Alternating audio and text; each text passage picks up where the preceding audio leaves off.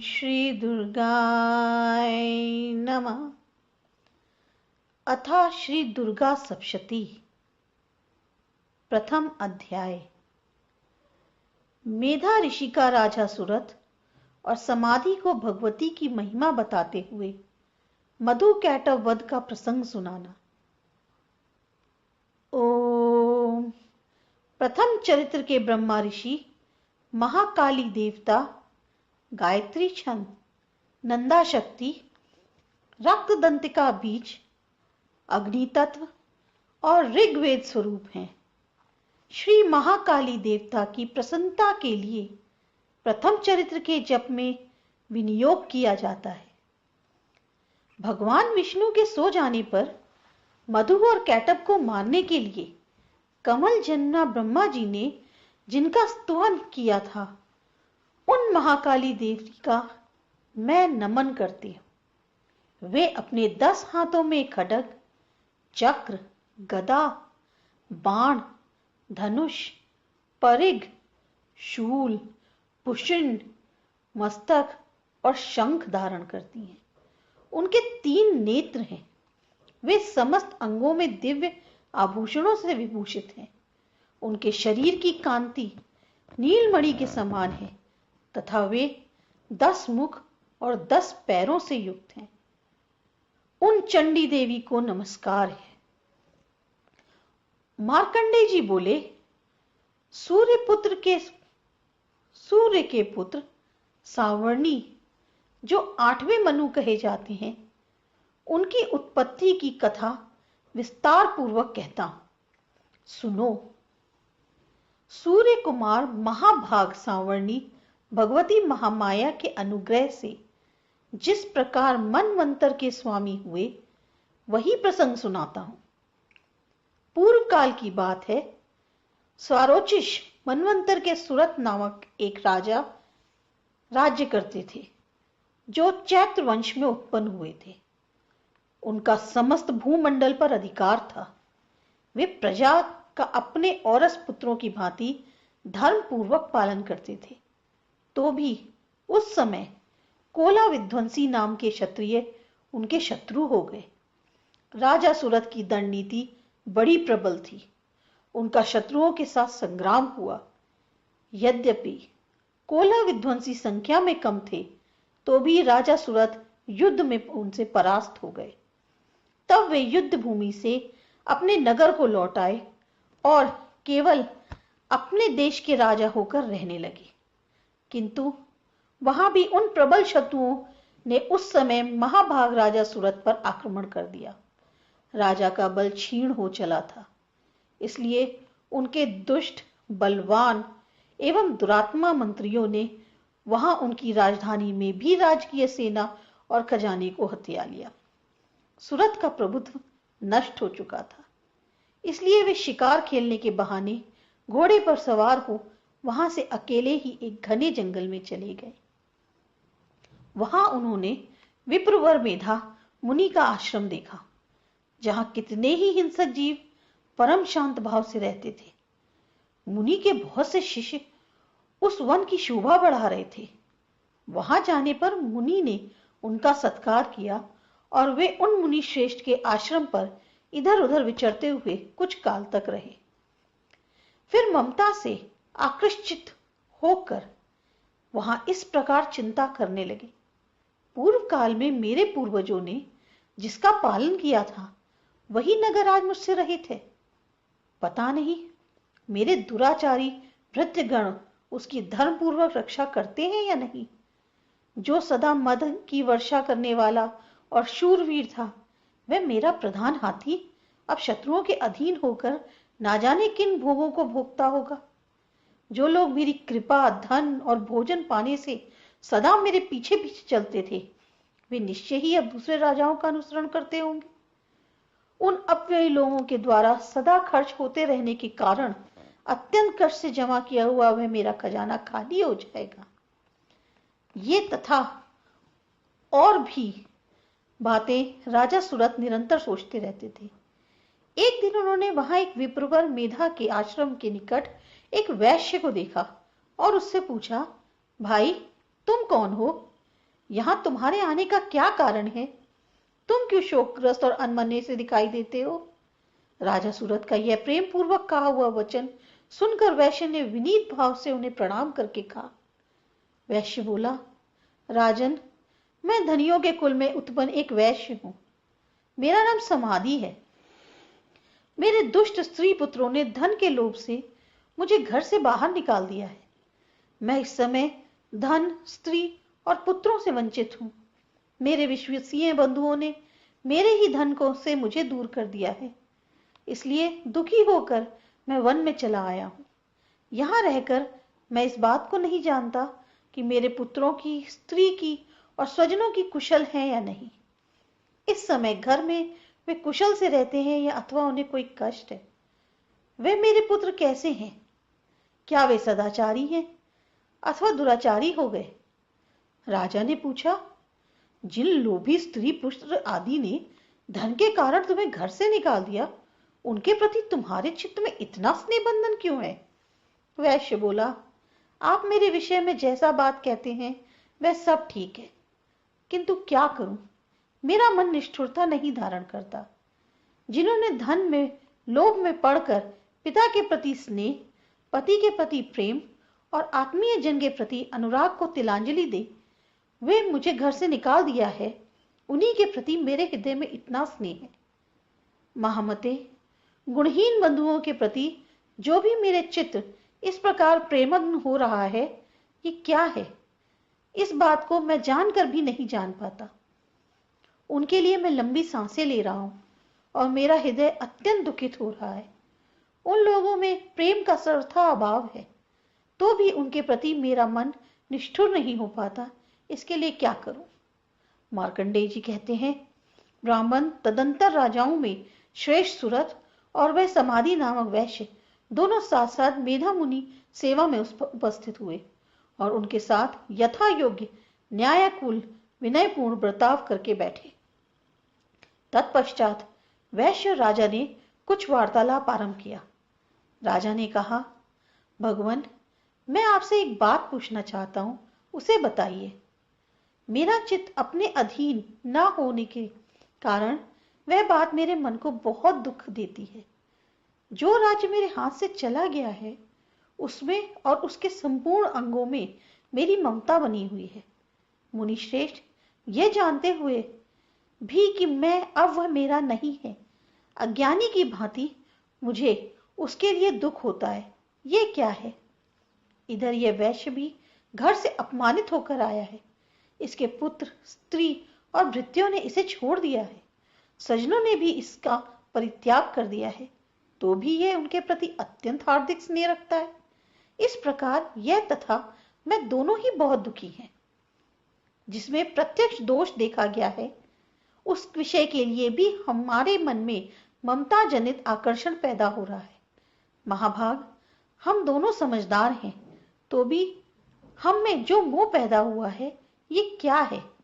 विवेक शून्य पुरुष की भांति मुझ में और इसमें भी यह मूर्ता प्रत्यक्ष दिखाई देती है। ऋषि बोले, महाभाग, विषय मार्ग का ज्ञान सब जीवों को है। इसी प्रकार विषय भी सबके लिए अलग अलग हैं। कुछ प्राणी दिन में नहीं देखते और दूसरे रात में ही नहीं देखते, तथा कुछ जीव ऐसे हैं जो दिन और रात्रि में भी बराबर ही देखते हैं। यह ठीक है कि मनुष्य समझदार होते हैं, किंतु केवल वे ही ऐसे नहीं होते। पशु, पक्षी और मृग आदि सभी प्राणी समझदार होते हैं। मनुष्यों की समझ भी वैसी ही होती है जैसी उन मृग और पक्षियों की होती है, तथा जैसी मनुष्यों की होती है वैसी ही उन मृग, पक्षी आदि की होती है। यह तथा अन्य बातें भी प्रायः दोनों में समान ही हैं। समझ होने पर भी इन पक्षियों को तो देखो, ये स्वयं भूख से पीड़ित होते हुए भी मोहवश बच्चों को चोंच में कितने चाव से अन्न डाल रहे हैं। नरश्रेष्ठ, क्या तुम नहीं देखते कि ये मनुष्य समझदार होते हुए भी लोभवश अपने किए हुए उपकार का बदला पाने के लिए पुत्रों की अभिलाषा करते हैं? यद्यपि उन सब में समझ की कमी नहीं है, तथापि वे संसार की स्थिति बनाए रखने के वाले भगवती महामाया के प्रभाव द्वारा ममतामय भंवर से युक्त मोह के गहरे गर्त में गिराए गए हैं। इसलिए इसमें आश्चर्य नहीं करना चाहिए। जगदीश्वर भगवान विष्णु की योग निद्रा रूपा जो भगवती महामाया है, उन्हीं से यह जगत मोहित हो रहा है। वे भगवती महामाया देवी ज्ञानियों को भी चित्त को बलपूर्वक खींचकर मोह में डाल देती हैं। वे ही इस संपूर्ण चराचर जगत की सृष्टि करती हैं तथा वे ही प्रसन्न होने पर मनुष्यों को मुक्ति के लिए वरदान देती हैं। वे ही पराविद्या संसार बंधन और मोक्ष की हेतुभूता सनातनी देवी हैं और संपूर्ण ईश्वरों की भी अर्धश्री हैं। राजा ने पूछा, भगवान, जिन्हें आप महामाया कहते हैं, वे देवी कौन है ब्राह्मण? उनका आविर्भाव कैसे हुआ तथा उनके चरित्र कौन कौन है? ब्रह्मवेताओं में श्रेष्ठ महेश्वर, उन्हीं देवी का जैसा प्रभाव हो, जैसा स्वरूप हो और जिस प्रकार प्रादुर्भाव हुआ हो, वह सब मैं आपके मुख से सुनना चाहता हूं। ऋषि बोले, राजन, वास्तव में तो वे देवी नित्य स्वरूपा ही हैं। संपूर्ण जगत उन्हीं का रूप है तथा उन्होंने समस्त विश्व को व्याप्त कर रखा है, तथापि उनका प्राकट्य अनेक प्रकार से होता है। वह मुझसे सुनो। यद्यपि वे नित्य और अजन्मा हैं, तथापि जब देवताओं का कार्य सिद्ध करने के लिए प्रकट होती हैं, उस समय लोक में उत्पन्न हुई कहलाती हैं। कल्प के अंत में जब संपूर्ण जगत एकावरण में निमग्न हो रहा था और सबके प्रभु भगवान विष्णु शेषनाग शैया बिछाकर योग निद्रा का आश्रय ले सो रहे थे, उस समय उनके कानों में के मैल से दो भयंकर असुर उत्पन्न हुए, जो मधु और कैटब के नाम से विख्यात थे। वे दोनों ब्रह्मा जी का वध करने को तैयार हो गए।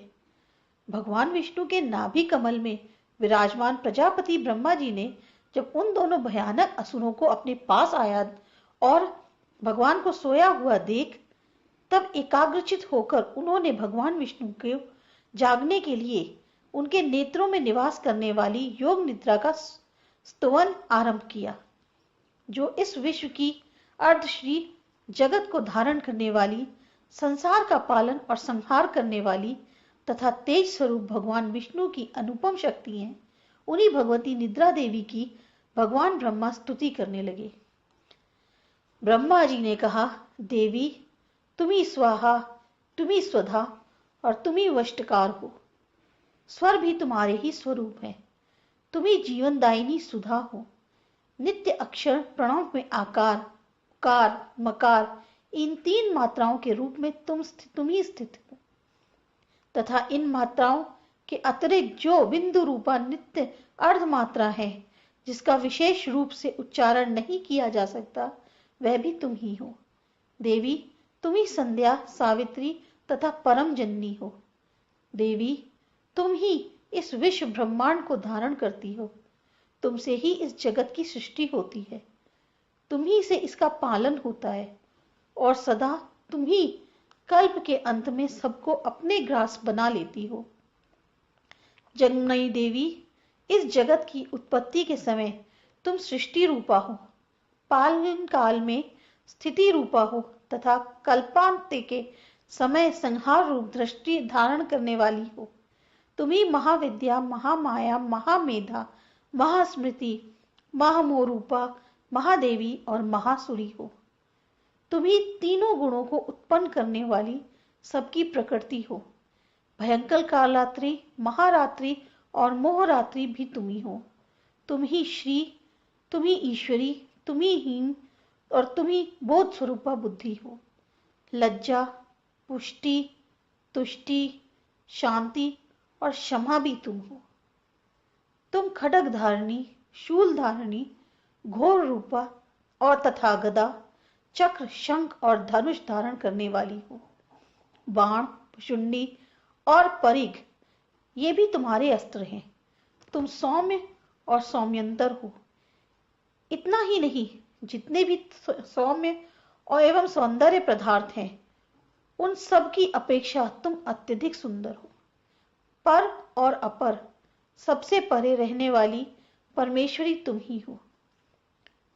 सर्वस्व रूपे देवी, कहीं भी सत असत रूप जो कुछ वस्तुएं हैं और उन सब की जो शक्ति है वह तुम ही हो। ऐसी अवस्था में तुम्हारी स्तुति क्या हो सकती है? जो इस जगत की सृष्टि, पालन और संहार करते हैं, उन भगवान को भी जब तुमने निद्रा के अधीन कर दिया है, तब तुम्हारी स्तुति करने में यहाँ कौन समर्थ हो सकता है? मुझको, भगवान शंकर को तथा भगवान विष्णु को भी तुमने ही शरीर में धारण करवाया है, अतः तुम्हारी स्तुति करने की शक्ति किसमें है? देवी, तुम तो अपने इस उदार प्रभावों से ही प्रशंसित हो। ये जो दोनों तुधुर असुर, मधुर और कैटब हैं, इनको मुंह में डाल दो और जगदीश्वर भगवान विष्णु को शीघ्र ही जगा दो। साथ ही इनके भीतर इन दोनों महान असुरों को मार डालने की बुद्धि उत्पन्न कर दो। ऋषि कहते हैं, राजन, जब ब्रह्मा जी ने वहां मधु और कैटब को मारने के उद्देश्य से भगवान विष्णु को जगाने के लिए तमोगुण की अधिष्ठात्री देवी योग निद्रा की इस प्रकार स्तुति की, तब वे भगवान के नेत्र, मुख, नासिका, बाहु, हृदय और वक्ष स्थल से निकलकर अयक्त्व जन्मा ब्रह्मा जी के दृष्टि के समक्ष खड़ी हो गई। योग निद्रा से मुक्त होने पर जगत के स्वामी भगवान जनार्दन उस एकावन वर्ण के जल में शेषनाग की शैया से जाग उठे। फिर उन्होंने उन दोनों असुरों को देखा। वे दुरात्मा मधु और कैटब अत्यंत बलवान और तथा पराक्रमी थे और क्रोध से लाल आंखें किए ब्रह्मा जी को खा जाने के लिए उद्योग कर रहे थे। तब भगवान श्री हरि ने उठकर उन दोनों के साथ 5000 वर्षों तक केवल बाहु युद्ध किया। वे दोनों भी अत्यंत बल के कारण उन्मत्त हो रहे थे। इधर महामाया ने भी उन्हें मुंह में डाला था। इसलिए वे भगवान विष्णु से कहने लगे, हम तुम्हारी वीरता से संतुष्ट हैं, तुम हम लोगों से कई वर मांगो। श्री भगवान बोले, यदि तुम दोनों मुझ पर प्रसन्न हो तो अब मेरे हाथ से मारे जाओ। बस इतना सही मैं वर मांगा है, यहां दूसरे किसी वर से क्या लेना है। ऋषि कहते हैं, इस प्रकार धोखे में आ जाने पर जब उन्होंने संपूर्ण जगत में जल ही जल देखा, तब कमल नयन भगवान से कहा, जहां पृथ्वी जल में डूबी हुई ना हो, जहां सूखा स्थान हो, वहीं हमारा वध करो। ऋषि कहते हैं, तब तथास्तु कहकर शंख, चक्र और गदा धारण करने वाले भगवान ने उन दोनों के मस्तक अपनी जांघ पर रखकर चक्र से काट डाले। इस प्रकार ये देवी महामाया ब्रह्मा जी की स्तुति करने पर स्वयं प्रकट हुई थी। अब पुनः तुमसे उनके प्रभाव का वर्णन करता हूं।